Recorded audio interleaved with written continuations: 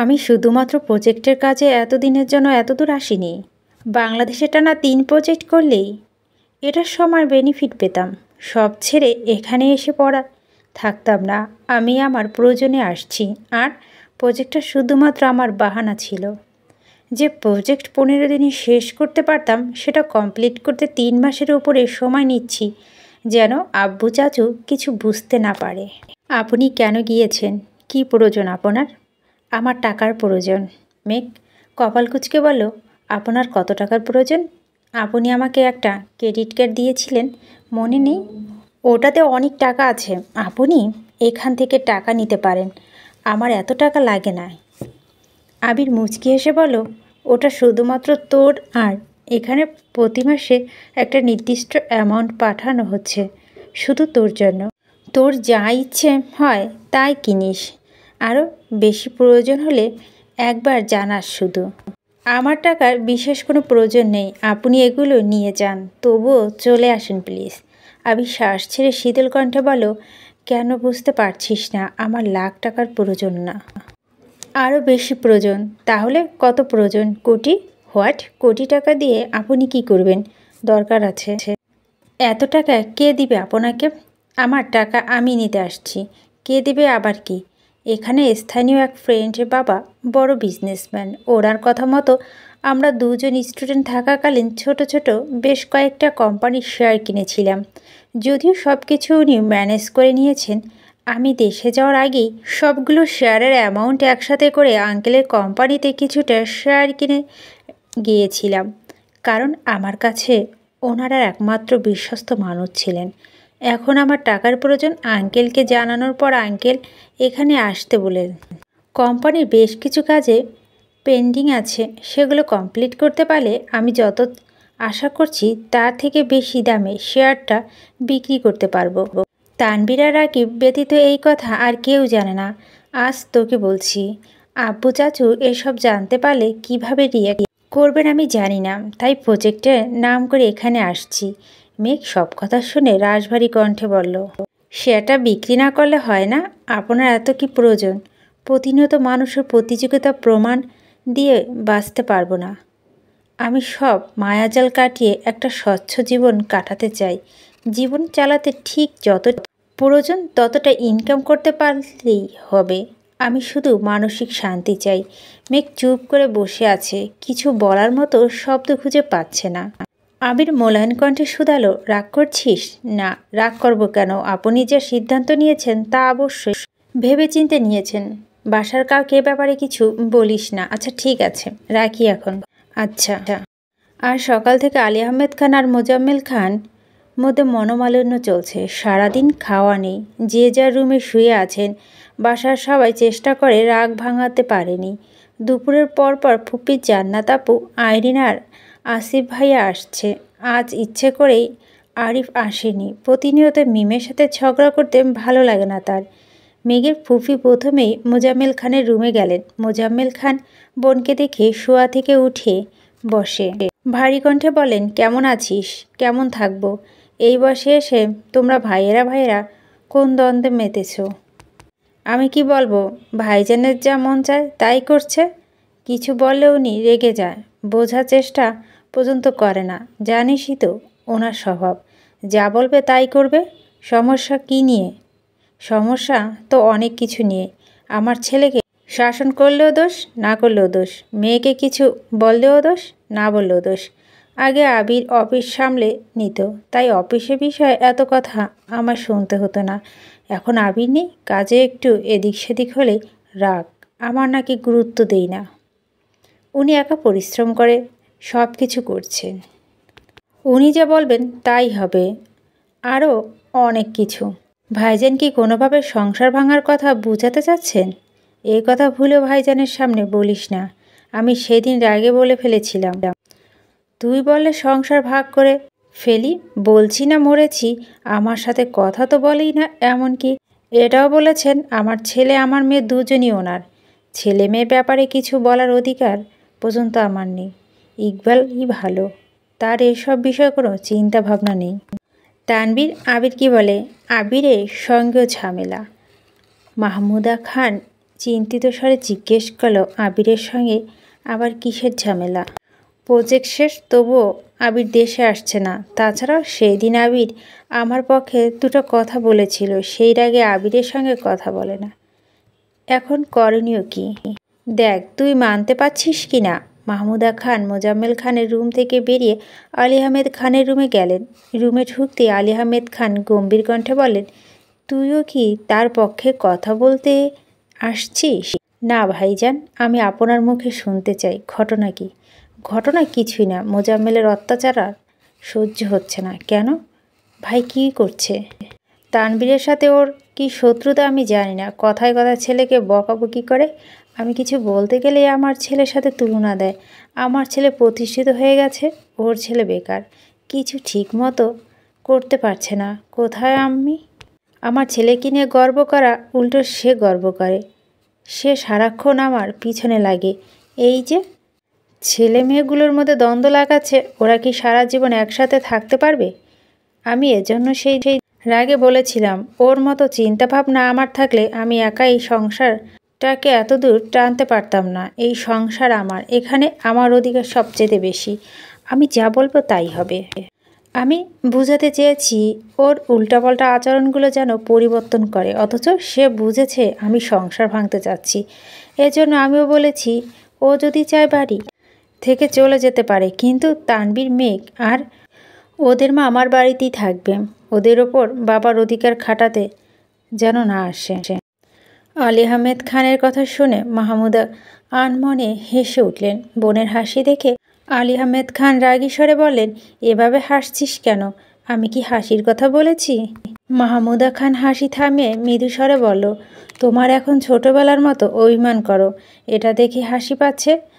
তোমরা জায়গা থেকে তুমি নিজেকে ঠিক মনে করছো, ওদিকে ভাইয়ার জায়গা থেকে ভাইয়া নিজেকে ঠিক মনে করছে। এসব দেখে ছোটবেলা একটা ঘটনা খুব মনে পড়েছে। কোন ঘটনা? একবার তোমার ক্রিকেট ব্যাট ভেঙে ফেলায় তুমি আর ভাইয়া বাড়িতে তুমুল ঝগড়া শুরু করেছিলে। তুমি বলেছিলা মোজাম্মেল ভাঙছে, আর ভাইয়া বলছে সে ভাঙেনি। সেই নিয়ে এক পর্যায়ে তোমাদের মধ্যে হাতাহাতি শুরু হয়ে গিয়েছিল। আমি আর আম্মা কোনোভাবেই তোমাদের থামাতে পারছিলাম না। আব্বা বাড়িতে এসে তোমাদের এই মারামারি দেখে রাগে কুড়াল নিয়ে মারতে আসছিল। দুই ভাই সেজে পালিয়েছিলে, রাত 10টার উপরে বেজে গেছিল, বাড়িতে আসছিলে না। আমি আর আব্বা তোমাদের খুঁজতে খুঁজতে হয়রান হয়ে যাচ্ছিলাম। তারপর নদীর ধারে একটা গাছের নিচে পেয়েছিলাম, তাও দুজনে একসাথে। তুমি গাছের হেলান দিয়ে ঘুমাচ্ছিলে আর ভাই তোমার কোলে ঘুমাচ্ছিল। মনে আছে ভাইজান? আলী আহমেদ খান একগাল হেসে বলে, হ্যাঁ মনে আছে। সেদিন বাড়ি থেকে পালিয়ে রাস্তার মাঝখানে গিয়ে দুই ভাই আমরা ঝগড়া লাগিয়েছিলাম। বেশ কয়েকজন মিলে আমাদের থামিয়ে কি হয়েছে জিজ্ঞেস করেছিল। তখন আমরা সব ঘটনা খুলে বলেছি। তারপর এক ছোট ভাই বলছিল ইকবাল আমার ব্যাট নিয়ে খেলতে গিয়েছিল, আর ওইখানে গাছের সাথে বাড়ি খেয়ে ব্যাট ভেঙে গেছে। আমরা দু ভাই তখন অসহায়ের মতো তাকিয়েছিলাম। সেই দিন থেকে আজ পর্যন্ত আমি ওর গায়ে হাত দেইনি। আমি মোজাম্মেলকে অনেক ভালোবাসি, সে আমার ভাইয়ের থেকে বন্ধু বেশি। যখন গ্রাম ছেড়ে সব কিছু ছেড়ে শহরে আসছিলাম, তখন মোজাম্মেল ছাড়া আমার আর কেউ ছিল না। সেই বন্ধুর মতো সবসময় আমার পাশের থেকে সাহস দিয়েছে।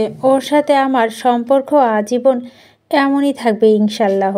কিন্তু ও কিছু কিছু কাজ আমার সত্যি খারাপ লাগে। আমি মানছি তানবীর একটু বেখেয়ালি, ওর নিজের লক্ষ্য স্থির করে তারপর কিছু করা উচিত। তাই বলে এটা না সারাক্ষণ উঠতে বসতে ছেলেকে বকবে। তার থেকে বড় কথা, তানবীরকে বোঝানোর জন্য তানবীরের সামনে প্রতিনিয়ত আবিরের প্রশংসা করাটা আমার পছন্দের নয়। তানবীরের বয়স কম, রকচাটা জেদি, সেই একমাত্র আবিরের কথা একটু একটু মানে। এর মনে যদি একবার উল্টোপাল্টা কিছু ঢুকে যায়, তখন কি আবিরের সাথে বন্ধুত্বপূর্ণ সম্পর্ক থাকবে? মাহমুদা খান চাপা স্বরে বলে, তানবীর আর আবিরের সম্পর্ক তোমাদের থেকে অনেক বেশি স্ট্রং। ওরাই এসব সামান্য বিষয় মাথা ঘামায় না। তারপরও আমি ভাইকে বলে দিব যেন তানবীরের সাথে বাজে ব্যবহার না করে। শুনলাম আবিরের সাথে কথা বলছো না কেন? ও আবার কি করেছে? অনেক কিছু করেছে। কয়টা শুনবি? আমার বাধ্য ছেলে অবাধ্য হয়ে গেছে, এটা মূল কথা। তার কাজ শেষ, দেশে আসতে বলেছি, এখন আসতে পারবে না। রমজানের আগে থেকে বিয়ের কথা বলতেছি, কিন্তু সে বিয়ে করবে না। কিভাবে, কি করে, একমাত্র সেই তার আল্লাহ ভালো জানে। আমার ছেলে আগে এমন ছিল না। এতগুলো বছর যাবৎ আমি যা বলেছি তাই করেছে। এমনকি আবিরের কিছু লাগলে, কিছু চাওয়ার থাকলে দ্বিধাহীনভাবে আমার কাছে চেয়েছে। ও যা বলেছে আমি তাতেই রাজি হয়েছি, সব অনুমতি দিয়ে দিয়েছি। তাহলে এখন এত দূরত্ব কেন হচ্ছে? গত 3 বছরে কি এমন হলো যে আমার ছেলের মধ্যে এত পরিবর্তন চলে এসেছে? মাহমুদা খান শ্বাস ছেড়ে উষ্ণস্বরে বলল, ছেলে বড় হচ্ছে, প্রতিনিয়ত মাথায় কত শত প্রেশার ঢুকছে। হয়তো আবেগের বশবর্তী হয়ে করা ভ্রান্তিগুলো যেন ভিতরে ভিতরে পুড়ছে। নিজেই নিজের বিবেকের সম্মুখীন হতে পারছে না। ভাইজান, এমন হতে পারে। আবির তোমাকে কিছু বলতে চায়, তুমি রাগারাগি না করে ওকে একটু সময় দাও। আবিরকে বোঝার চেষ্টা করো ও কি বলতে চায় শুনো। আলী আহমেদ খান গুরুগম্ভীর কণ্ঠে বলে উঠলেন, আমার এখন আর কিছু শোনার নেই। অনেকবার তার মতামত জানতে চেয়েছি, ও কি চায় না চায় সব জানতে চেয়েছি। কোনো সমস্যা কি না তাও জানতে চেয়েছি। আমাকে কিছু বলতে চায় কি না সেটাও জিজ্ঞেস করেছি। এমনকি তার মাকে দিয়েও জিজ্ঞেস করিয়েছি, কিন্তু আবির প্রতিবার আমার কথা এড়িয়ে গেছে। ও মাকে পর্যন্ত কিছু বলেনি। এখন ওর মনের কথা জানার আর কোনো আগ্রহ আমার নেই। আলী আহমেদ খান কাউকে কোনো ব্যাপারে এত সুযোগ দেন না। সে আমার ছেলে বলে আমি তাকে অনেক ছাড় দিয়েছি, কিন্তু আর সম্ভব না। এমন সময় মোজাম্মেল খান দরজায় দাঁড়িয়ে মোলায়েম কণ্ঠে বলে, ভাইজান আসবো? আলী আহমেদ খান সেদিকে তাকে ধীর কণ্ঠে বলেন, চলে যাচ্ছিস নাকি? আমি কোথাও যাচ্ছি না, খিদে লাগছে, খাবো, তাই তোমাকে নিতে আসছি। আর হ্যাঁ, আমি সত্যি দুঃখিত ভাইজান, তোমাকে ওইভাবে কথাটা বলা হয়নি। আমার মনে আসছিল তাই মুখ ফসকে বেরিয়ে গেছে। খিদে লাগছে, খেতে যা। আমাকে বলার কি আছে? বলছি কারণ আজ দুপুরে রান্না স্পেশাল মানুষজন করেছেন। আসিফের বউ, আইরিন আর আমার মেয়ে তো আছেই। তোমাকে রেখে একা খেলে আবার 10টা কথা শোনাবা, তার থেকে বরং তুমিও চলো। আলী আহমেদ খান হুঙ্কার দিয়ে উঠলেন, আমি যেতে পারি, তবে একটা শর্ত। আজকে থেকে তানবীর, মেঘ দুজনের ব্যাপারে তুই আর কোনো সিদ্ধান্ত নিতে পারবি না। আমি যা বলবো, যেভাবে বলবো, কোনো দ্বিমত ছাড়াই মেনে নিতে হবে। বল রাজি? মোজাম্মেল খান একগাল হেসে বললেন, আমি রাজি। তোমার প্রতি আমার অগাধ আস্থা আছে। আমি ভুল করলেও আমার ভাই কখনো ভুল করতে পারে না। আর হ্যাঁ, আমি কিন্তু আমার চ্যালেঞ্জ জিতে গেছি, তাই বাসা ছাড়াই প্রশ্নই আসে না। আলী আহমেদ খান গম্ভীর কণ্ঠে বলেন, তুই জিতেছিস ঠিক, তবে আমি হেরে যাইনি। কথাটা মাথায় রাখিস। এই বাড়িতে আমার কথা শেষ কথা, এটা ভুলে যাস না। ঠিক আছে, তাড়াতাড়ি আসো। যা, আসছি।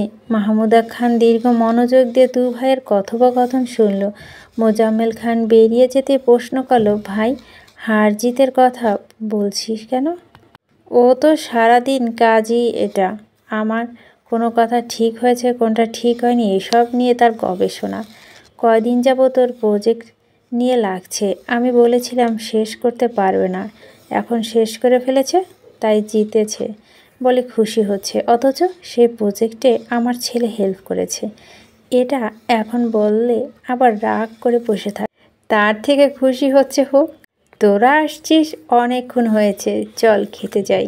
মাহমুদা খান বসা থেকে উঠতে উঠতে বলেন, ভাইজান, আবিরের সাথে একটু কথা বলিয়েন। আচ্ছা। ইদানিং বন্যার মন ভীষণ খারাপ। তানবীরের ফোন রিসিভ করে না। বেশ কিছুদিন হলো তানবীর প্রায় বন্যাদের বাসায় এদিকেই আসে। 2-1 দিন মোসলেক মিয়ার সাথে দেখা হয়েছে ঠিক, কিন্তু বন্যার সাথে একদিনও দেখা হয়নি। তানবীরের ঘন ঘন যাতায়াত মোসলেক মিয়া ভালোই পর্যবেক্ষণ করছেন। আজ বিকেলে মোসলেক মিয়া জোরপূর্বক তানবীরকে বাইক থামাতে বললেন। তানবীরও এক প্রকার বাধ্য হয়ে বাইক থামায়। তানবীরকে নিয়ে কাছেই এক চায়ের দোকানে বসে জিজ্ঞেস করলেন, ওই পোলা, তুমি কি আমার বউকে পছন্দ করো? আচমকা মোসলেক মিয়ার এমন প্রশ্ন তানবীর কিছুটা ইতস্তত বোধ করেন। দৃষ্টি মাটিতে নামিয়ে দীর্ঘশ্বাস ছাড়ল। মোসলেকে মিয়া আবার বললেন, দেখো ভাই, বয়স আমার কম হইছে না, চোখ দেখিয়া মানুষের মনের কথা বুঝতে পারি।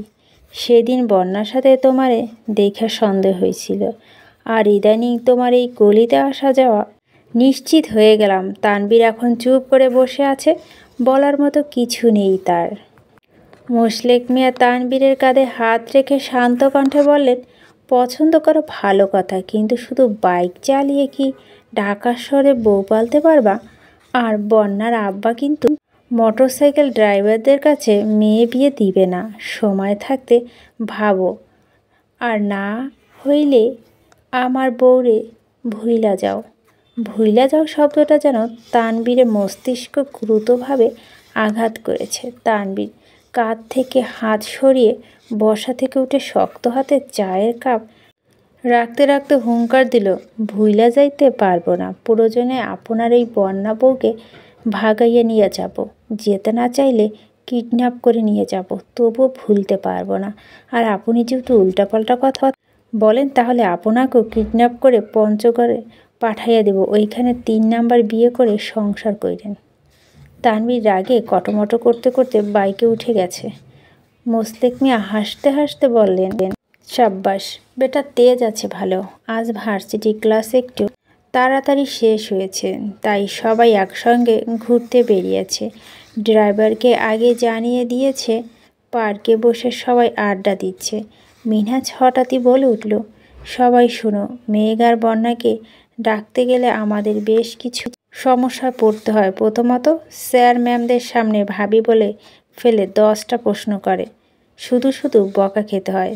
তাই সিদ্ধান্ত নিয়ে এখন থেকে ভাবি ডাকবো না। যেহেতু খান বাড়ি বড় ছেলে আবির ভাই, তাই স্বাভাবিকভাবে মেঘ হবে সেই বাড়ির বড় বউ, আর বন্যা হবে মেজো বউ। তাই আমরা এখন থেকে সেই অনুসারেই ডাকবো। মেঘকে ডাকবো V1 মানে ভাবি 1, আর বন্যাকে ডাকবো ভাবি 2 মানে V2, ঠিক আছে? সাদিয়া মিষ্টি সঙ্গে সঙ্গে বলে উঠল, একদম ঠিক আছে। মেঘের মুখে হাসি থাকলো। বন্যার মুখ ফুলিয়ে রাগী স্বরে বলল, আমাকে ভাবি 2, 3 কিছুই ডাকতে হবে না। মেঘ ভুরুকুচকে প্রশ্ন করলো, কি হয়েছে বেবি, এখন রেগে আছো? না কিছু, ভাবিটা কি শোনার ইচ্ছে নেই। মেঘ ন্যাকামি স্বরে বলল, না, এ হতে পারে না। আমার হৃৎপিণ্ড চিরে ছোট ছোট অনুভূতি একত্রিত করে তোমাকে ভাবি বানানোর জন্য প্রপোজ করলাম, আর তুমি এখন এসে নাটক করছো? ভাবি ডাকা শোনার ইচ্ছে নেই।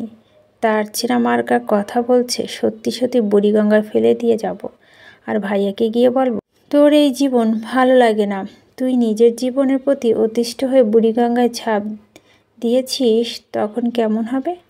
বন্যা মলিন হেসে বলল, ভালোই হবে, তোর থেকে বেশি তোর ভাই খুশি হবে। খুশি হবে না ছাই, চোখ বন্ধ করে নিজে বুড়িগঙ্গায় ঝাঁপ দিবে দেখিস। বাজে কথা বলিস না মেঘ, ওনার অতীত ফিরে আসছে ওনার জীবনে, বন্যা এখন কেউ না। মেঘ রাগান্বিত কণ্ঠে বলো, শোন, ভাইয়ার অতীতে যদি ভাইয়ার জীবনে আবার ফিরে চায়, আর আমার ভাই যদি নির্লজ্জের মতো ওই মেয়েকে অ্যাকসেপ্ট করে নেয়, তাহলে তোকে কিছুই করব না। আবির ভাই আর আমি মিলে বাসার পিছনের বাগানে ভাইয়াকে কুপি দিয়ে আসব। বন্যার 2 চোখ ছলছল করছে, ঠোঁট কামড়ে মাথা নিচু করে বসে বসে কান্না গিলছে। মেঘ শক্ত কণ্ঠে শুধালো, ভাইয়া তোকে ভালোবাসে, এটা কি তুই বিশ্বাস করিস? বন্যা অসহায় দৃষ্টি তাকিয়ে আছে। মেঘ ঠান্ডা কণ্ঠে বলো, আমি এখন ভাইয়াকে কল দিব, জাস্ট সামান্য একটা কথা বলবো, দেখবি ভাইয়া পাগলের মতো ছুটে আসবে। কোনো দরকার নেই, তোর দরকার না থাকলেও আমার দরকার আছে। আমি আমার ভাইবির চোখে পানি দেখতে চাই না। মেঘ সঙ্গে সঙ্গে তানবীরের নাম্বারে কল দিল। লাউড স্পিকার দিয়ে রেখেছে। আশেপাশে সবাই বসা। তানবীর পার্টি অফিসে মিটিং করছে। মিটিং প্রায় শেষ পর্যায়ে। সবাই বোঝানোর পরও তানবীর নিজের সিদ্ধান্ত অনড় থাকায় কমিটি বাতিল করা ছাড়া আর কোনো অপশন নেই। এর মধ্যে মেঘের কল আসায় তানভীর মিটিং থেকে বেরিয়ে কল রিসিভ করতে মেঘ কাঁদো কাঁদো কণ্ঠে ডাকলো, ভাইয়া। তানভীর আঁতকে উঠে বলল, কি হয়েছে বনু, কোনো সমস্যা? মেঘ নাক টানতে টানতে বলল, আমার কোনো সমস্যা না, কিন্তু বন্যা, কি হয়েছে বন্যার? বন্যা মেঘ আর কিছুতেই বলছে না। তানভীর আতঙ্কিত কণ্ঠে চেঁচিয়ে উঠল, বন্যার কি হয়েছে? জানি না, বন্যা কেমন জানি করছে। কোথায় আছিস তোরা? মেঘ জায়গার নাম বলতেই তানভীর ঝটপট বলল, আমি এক্ষুনি আসছি ভাইয়া, শোনো। ততক্ষণে তানভীর কল কেটে দিয়েছে। মেঘ বন্যার দিকে তাকিয়ে ভেঙচি কেটে বলল, দেখ কেমনে আসতেছে। তুই বসে বসে দোয়া কর যেন দ্রুত আসতে গিয়ে কোনো সমস্যা না হয়। তামিম প্রশ্ন করল, এই ভাবিওয়ান, তুই গ্রুপ থেকে বেরিয়ে গেলি কেন? তুই ছাড়া গ্রুপটা ভালো লাগে না, সবাই খুব বোরিং, আর তোর ভাবি তো আরও বেশি বোরিং। মেঘ হেসে উত্তর দিল, উনি যদি গ্রুপ চ্যাটিং দেখে আমাকে সোজা চাঁদে পাঠাই দেবে। তাছাড়া আমি যে কাজে গ্রুপ খুলতে বলেছিলাম সেই কাজ শেষ, তাই এখন আমার গ্রুপ আর প্রয়োজন নেই। সাদিয়া শান্ত কণ্ঠে শুধালো, তুই যে কিছুদিন গ্রুপে এত এত মেসেজ দিলি, নাটক করলি, সেসব তো উনি দেখেনি। প্রথমত গ্রুপের কথা শেষে আমি সঙ্গে সঙ্গে গ্রুপ সমেত সব মেসেজ ডিলিট করে দিতাম। দ্বিতীয়ত আমি সারাক্ষণ আমার আইডিতে লগইন অ্যাক্টিভ চেক করতাম, যেন উনি আমার আইডিতে লগ ইন করলে আমি অ্যালার্ট হতে পারি। উনি এই কয়েকদিন আমার আইডিতে একেবারে জন্য ঢুকেনি, তাই সুযোগের সদ্ব্যবহার করে গ্রুপ থেকে বেরিয়ে পড়েছি, যাতে উনি কিছুই বুঝতে না পেরে। বন্যা মেঘের দিকে তাকিয়ে উদাসীন কণ্ঠে শুধালো, তুই এত চালাক হইলি কবে? কিছুদিন যাবৎ অনলাইনে চালাক হওয়ার ট্রেনিং করছি, বুঝলি। বন্যা মলিন হাসলো, সাথে বাকিরাও। হঠাৎ মেঘের নজর পড়ে কিছুটা দূরে দাঁড়ানো এক ছেলের দিকে। লম্বা চড়া ছেলেটা দুহাত পেছনে হাত, বেশ কিছু ফুল দেখে বুঝতে যাচ্ছে কাউকে প্রপোজ করতে এসেছে, কিন্তু আশেপাশে কোনো মেয়ে নেই। মেঘ স্থির দৃষ্টিতে ছেলেটার হাতে ফুলগুলোর দিকে তাকিয়ে আছে। বেশ কিছুক্ষণ পর শাড়ি পরা এক মেয়ে আসলো, বেশ সুন্দর করে সেজে গুজে এসেছে। মেয়েকে এসে ছেলেটার সামনে দাঁড়াতে ছেলেটা হাঁটু গেড়ে বসে পড়ল, পেছন থেকে ফুলগুলো বের করে মেয়েটার সামনে ধরল। এভাবে ফুল দেওয়ার বিষয়টা কমন হলে সবার আবেগগুলো ভিন্ন ভিন্ন। যেই দিন মেঘ নিজের বন্যার জন্য কতগুলো আবেগ নিয়ে ঠিক এভাবে হাঁটু গেড়ে বসে প্রপোজ করছিল, তবে সেটা অন্যরকম অনুভূতি ছিল। আজ এই দৃশ্যটা দেখে মেঘের বুকের ভিতরটা হাহাকার করছে। আচমকা আবিরকে বড্ড বেশি মিস করছে। লম্বা চওড়া দেখতে ছেলেটাকে অনেকটা আবিরের মতোই, তাই হয়তো মেঘের একটু বেশি মনে পড়ছে। মেঘ আনমনে ভাবছে, আবির ভাই কি কখনো এভাবে প্রপোজ করবে আমায়? সামান্য একটা লাল গোলাপ চেয়েছিলাম, তবুও দেয়নি। ওনার কাছে ফুল সমেত প্রপোজ আশা করা বড্ড মেমানান। বন্যা ডাকতে মেঘের হুঁশ ফিরল। কোনো কথা না বলে ফেসবুকে ঢুকে পোস্ট করলো, 7 সাগর আর 13 নদী পার হয়ে তুমি আসতে যদি, রূপকথার রাজকুমার হয়ে আমায় তুমি ভালোবাসতে যদি। পোস্টটা আপলোড হওয়ার সাথে সাথে তানভীর উপস্থিত হলো। দ্রুত এগিয়ে এসে আতঙ্কিত কণ্ঠে শুধালো, কি হয়েছে তোমার? বন্যা থতমত খেয়ে তানভীরের দিকে তাকালো। বন্যা একদম স্বাভাবিক, চোখে মুখে অসুস্থতার রেশমাত্র নেই। বন্যা কি বলবে এটাও বুঝতে পারছে না। তানভীর একের পর এক প্রশ্ন করেই যাচ্ছে।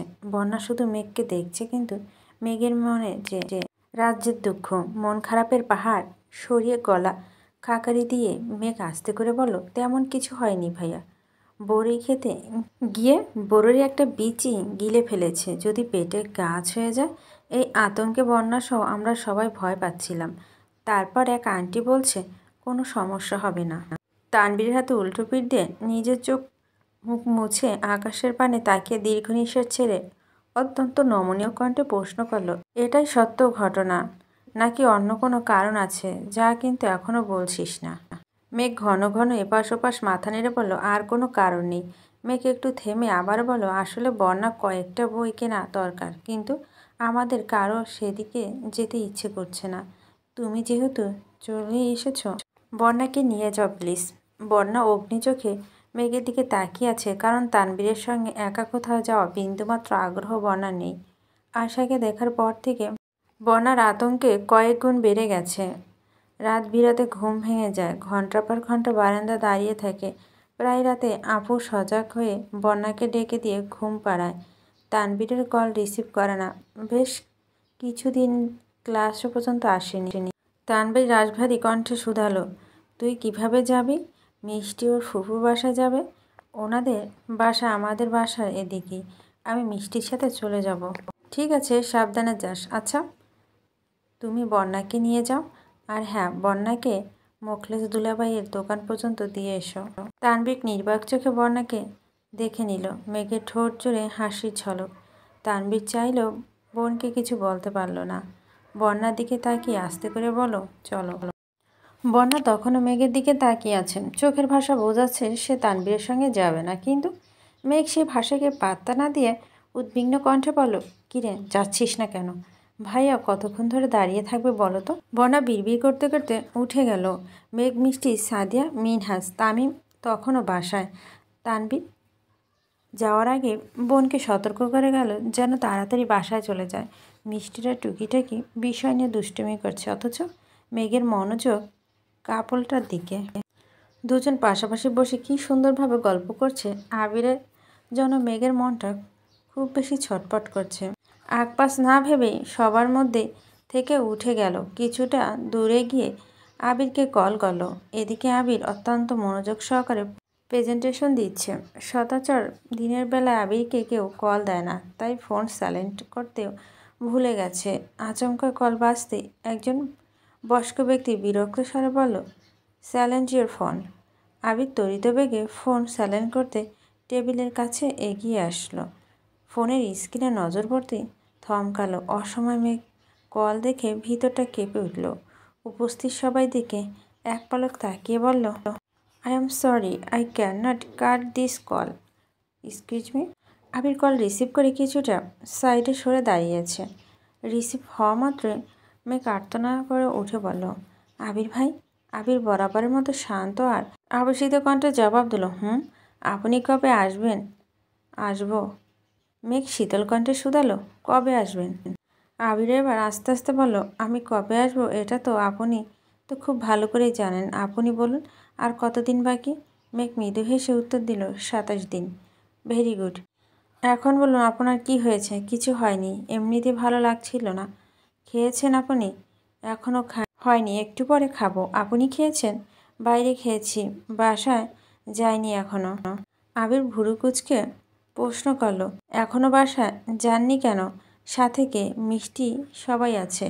মেঘ আবারও ডাকলো, আবির ভাই।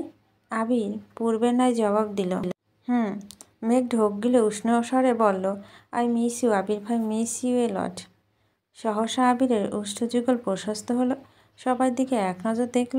রুমে উপস্থিত সবাই নজর আবিরের দিকে। আবির সঙ্গে সঙ্গে নজর সরিয়ে আস্তে করে গলা খাকিয়ে দিয়ে মুচকি হেসে বলে উঠল, আচ্ছা তারপর? মেঘ এবার আহ্লাদি কণ্ঠে বলে উঠল, I miss you infinity, do you miss me? আবিরের মোলায়েম কণ্ঠে ছোট্ট জবাব, মেঘ এবার ঠোঁট উল্টালো। সবসময় মিস ইউ বলে মেঘ কল কেটে দিল। আর সে কল কাটছে, বা বরং আবিরকে প্রশ্ন করছে, অথচ আবির আচ্ছা বলে কথা কাটাচ্ছে। মেঘ মনে মনে ক্ষুদ্র হলো। বুক ভরে শ্বাস টেনে রাশভারী কণ্ঠে শুধালো, আপনি কি ব্যস্ত? প্রেজেন্টেশন দিচ্ছিলাম। মেঘ আতঙ্কিত কণ্ঠে বলতে শুরু করলো, সরি, আমি বুঝতে পারিনি। আপনি কল কেটে পারতেন, রাখি এখন। আবির শান্ত কণ্ঠে বলল, দ্রুত বাসায় যান, আমি প্রেজেন্টেশন শেষ করে কল দিচ্ছি, ওকে? আচ্ছা। মেঘ কল কেটে মোবাইল নিয়ে নিজের কপালে আস্তে করে গাঁটটা দিতে দিতে নিজেই বকতে লাগলো। মানুষ কল দিয়ে প্রথমে জিজ্ঞেস করে কেমন আছেন, কি করছেন, অথচ মেঘ সেই প্রশ্ন করার শেষে জিজ্ঞেস করছে। প্রথমে জিজ্ঞেস করলে এমন একটা ঘটনা কখনই ঘটতো না। মেঘ নিজেকে বকতে ব্যস্ত। আবিরের ফোন সাইলেন্ট করে টেবিলের ওপর রাখতে রাখতে বলল, sorry for waiting your time. সবার মধ্যে থেকে মোটামুটি বয়স্ক একজন জিজ্ঞেস করলো, is she your lover? Abir নিঃশব্দে হেসে মোলায়েম কণ্ঠে উত্তর দিল, she is my everything, I am nothing without her. মধ্যবয়স্ক লোক এবার একগাল হেসে বলল, she is truthfully lucky to have a life partner like you, best of luck. Abir অনুষ্ণ কণ্ঠে জানালো, no sir, I am more lucky to have someone like her in my life. Prayer for আজ অ্যান্ড অ্যাগেন সরি। তানভীর বর্ণাকে নিয়ে একটা লাইব্রেরিতে গেল। বর্ণা আশেপাশে তাকিয়ে ভাবতে লাগলো, আপাতত কোনো বই কেনারই প্ল্যান ছিল না তার, তবুও অনেক দেখা শুনে 2 থেকে 3টা বই নিল। তানভীর বর্ণাকে কিছু বলতে চাচ্ছে, কিন্তু বর্ণা খুব ব্যস্ততা দেখাচ্ছে, এমনি তানভীরের দিকে তাকাচ্ছেও না। কাজ শেষে তানভীরকে উদ্দেশ্য করে বলল, আপনি চলে যান, আমার আরও কিছু কাজ আছে। কাজ অন্যদিন করো, আজ চলো, এক জায়গায় যাব। বর্ণা ঠান্ডা কণ্ঠে বলল, আমার শরীর ভালো না। তানভীর মলিন হেসে বলল, বড়ইয়ের বিচি খেলে কিছু হয় না বোকা। বর্ণা তানভীরের দিকে স্পষ্ট চোখে তাকিয়ে বলল, আমি বোকা না, তাহলে কি চালাক কতটা? বর্ণা তখনও তানভীরের দিকে তাকিয়ে আছে। তানভীর রাশভারী কণ্ঠে বলল, কল দিলে কল রিসিভ করো না কেন? বর্ণা ঢোক গিলে ভিতরে কষ্ট চেপে রেখে আস্তে করে বলল, সবসময় ফোনের কাছে থাকি না। পরে তো দেখো, তখন একটা কল দিতে পারো না। বর্ণা আর কিচ্ছু বলল না। তানভীর এবার শক্ত কণ্ঠে জানতে চাইল, তুমি কি আমার উপর বিরক্ত? বর্ণা এপাশ সেপাশ মাথা নেড়ে নিচু স্বরে বলল, আমি বাসায় যাব। বর্ণার ভিতরে ঠিক কতটা যন্ত্রণা হচ্ছে এটা সে তানভীরকে বোঝাতে পারছে না। তানভীর বর্ণাকে নিয়ে একটা চায়ের দোকানে বসলো। যদিও বর্ণা ইচ্ছে ছিল না, তানভীর জোর করে এনেছে। দুজনে 2 কাপ চা বুলেটে চা নিয়েছে। বর্ণা দ্রুত চা খাচ্ছে, যেন যত তাড়াতাড়ি সম্ভব বাসায় চলে যেতে পারে। তানভীর বর্ণার এমন কর্মকাণ্ড দেখে হতবাক হয়ে তাকিয়ে আছে। আচমকা বলে উঠল, সেই দিনের মেয়েটার কথা মনে আছে? বর্ণা বুঝো অবুঝের মতো প্রশ্ন করল, কোন মেয়ে? আয়েশা। নামটা কর্ণকে প্রবেশ মাত্রই বর্ণা বিষম খেয়ে উঠল। টক আর কাঁচা মরিচের ঝালে কাশতে কাশতে বর্ণার শ্বাস আটকে যাচ্ছে, 2 চোখ বেয়ে পানি পড়ছে। তানভীর তড়িঘড়ি করে 1 গ্লাস পানি নিয়ে আসলো। শ্বাস আটকে যাওয়া পানিটা পর্যন্ত খেতে পাচ্ছে না। তানভীর কী করবে বুঝতে পারছে না। পেরো বর্ণার মাথায় অনবরত ফু দিচ্ছে। বর্ণা স্বাভাবিক হতে বেশ কিছুটা সময় লাগলো। তানভীর তখনও বর্ণার পাশে দাঁড়ায়। বিষয়টা খেয়াল করে বর্ণা আস্তে করে বলল, আমি ঠিক আছি, আপনি বসুন। তানভীর সরি বলে দূরে সরে বসেছে। বর্ণা বলে, তখন কি যেন বলছিলেন বলুন। তানভীর মনে মনে বিড়বিড় করল, যে সাতচুনির নামে নেওয়াতে তোমার এই অবস্থা হয়েছে, এই সাতচুনি নাম আর জীবনে মুখে নিব না। বর্ণা আবারও বলেন, কি হলো বলুন। কিছু না, চলো তোমাকে বাসা পর্যন্ত দিয়ে আসি। আবির প্রেজেন্টেশন শেষ করে মেঘকে কল দিয়েছে, ততক্ষণে মেঘ বাসায় চলে গেছে। কথা শেষ করে ফেসবুকে ঢোকা মাত্রই মেঘের পোস্ট সামনে আসলে পোস্ট দেখে আবির জিভ দিয়ে ঠোঁট ভিজিয়ে অনুগ্রহ কণ্ঠে বলে, রূপকথা রাজকুমার না হলেও মাহদি বা রাজকুমার হয়ে খুব শীঘ্রই আসবো ইনশাল্লাহ। নিত্যদিনের মতো রাত 10টা 30 নাগাদ আবিরের কল আসছে। মেঘ যেন প্রতিদিন এই সময়টা যেন অপেক্ষা করত। আবির কল দিয়ে ধীর কণ্ঠে শুধালে, কী অবস্থায়? কিসের কী অবস্থা? শপিং কত দূর? কিসের শপিং? বিয়ে? কার বিয়ে? তোর? আমার বিয়ে কবে? সেসব জেনে তোর কাজ কি? তুই না বলেছিলি বিয়ের জিনিসপত্র নিয়ে পালানোর শক্ত? টাকা পাঠিয়েছি, কি কি লাগে সব কিনে নিস। মেঘ আহম্মকের মতো তাকিয়ে রইল। আমি আপনাকে এটা বলিনি। সেসব বাদ দে, এখন বল তোর কি লাগবে। মেঘ মনে মনে বিড়বিড় করল, আপনাকে লাগবে, এখন দিয়ে দেন আমায়। কি হলো বল, আমার কিছু লাগবে না। আবির গম্ভীর কণ্ঠে বলল, আগামীকাল শপিংয়ে যাব, সারা রাত লিস্ট করে পাঠাবে, মনে থাকবে? তানভীর রাজনীতি ছেড়ে পড়াশোনা মনোযোগী হয়েছে, সেই সঙ্গে আপাতত আবিরের অফিসের টুকটাক দেখাশোনা করতেই হচ্ছে। এছাড়া আমারও কিছু কাজ আছে। এর মধ্যে আয়েশার সঙ্গে আর দেখা হয়নি। তানভীরও ভুলে গেছে সেই মেয়ের কথা। বর্ণা ইদানিং একটা টিউশন শুরু করেছে, মূলত বর্ণা বড় আপুর মেয়েটাকে পড়াতো, কিন্তু এখন চাকরির পাশে টিউশন পড়ানোটা কষ্ট হয়ে যায়, তাই বর্ণা পড়াচ্ছে। বিকেলের দিকে বর্ণা টিউশন থেকে বেরিয়ে হেঁটে মেন রোড পর্যন্ত যাচ্ছিল। অনেকটা যাওয়ার পর হঠাৎ পাশ থেকে কেউ একজন ডাকলো, বর্ণা। মেলন কণ্ঠেশ্বর নিজের নাম শুনে বন্যা থমকে দাঁড়িয়ে পাশে তাকালো। 3 পিস পরা এক মেয়ে মাথা ওড়না দেওয়া এগিয়ে আসলো বন্যার কাছে। বন্যা সূক্ষ্ম নেত্রে তাকিয়ে প্রশ্ন করলো, কে আপনি? আমাকে কিভাবে চিনেন? আমি আয়শা। সেই দিন দেখা হলো মনে নেই? তানবীরের সাথে ছিলে তুমি? বন্যার শ্বাস ছেড়ে শান্ত কণ্ঠে বলো, কিছু বলবেন? হ্যাঁ, তুমি মেঘের ফ্রেন্ড বন্যা না? জি, কেন? আসলে তোমাকে সেই দিন তানবীরের সাথে দেখার পর কেন যেন মনে হচ্ছিল তুমি ওর গার্লফ্রেন্ড। অনেক ভাবার পর মনে হয়েছে তুমি তো মেঘের ফ্রেন্ড। অনেক আগে তোমাকে দেখেছিলাম, তখন তোমার অনেক ছোট ছিলে। বনা নিজের ভিতরে ক্রোধ চেপে রেখে শান্ত স্বরে জিজ্ঞেস করল, আমাকে কি কোনো দরকারে ডেকেছেন? আমার কিছু কাজ আছে, যেতে হবে। তানবীরের বিষয়ে জিজ্ঞেস করতে ডেকেছিলাম। তুমি জানো কি না জানি না, তানবীরের সাথে আমার প্রেমের সম্পর্ক ছিল। পারিবারিক সমস্যার কারণে অনেক দিন যোগাযোগ ছিল না। মূলত তানবীরের জন্য আমার ঢাকায় আসা। মাস্টার্স আর চাকরি প্রস্তুতি কেবল বাহানা। আচ্ছা, তানবীর কি বর্তমান কোনো সম্পর্কে আছে? জানো তুমি, আমি কিভাবে জানবো তোমার সাথে কিছু নেই তো? বন্যা কপাল কুঁচে প্রশ্ন করলো, থাকলে কি করবেন? আশা ফিক করে হেসে বলো, মজা করতেছ? তোমাকে তানবীরের ছোট বোনের চোখে দেখে, তাই তোমার প্রতি ওর কোনো অনুভূতি আসবেই না। বন্যা ফোঁস করে বলো, তাহলে তো আপনি ভালোই জানেন আসছি। বন্যা চলে যাচ্ছে। মেয়েটার পেছন থেকে জিজ্ঞেস করলো, তোমার কাছে তানবীরের নাম্বার আছে? বন্যা কোনো উত্তর দিল না। মেয়েটা আবারও বলল, তানবীরের সাথে দেখা হলে আমার কথা বলল। ইদানিং আবিরের আব্বু অফিসে বেশ চাপে যাচ্ছে। মোজাম্মেল খান ঢাকায় নেই। আলী আহমেদ খান একা সব ঝামেলা হিমশিম খাচ্ছে। তার মধ্যে কয়েকজন নতুন জয়েন করেছে, তাদেরকে সব কিছু বুঝিয়ে দিতে হচ্ছে।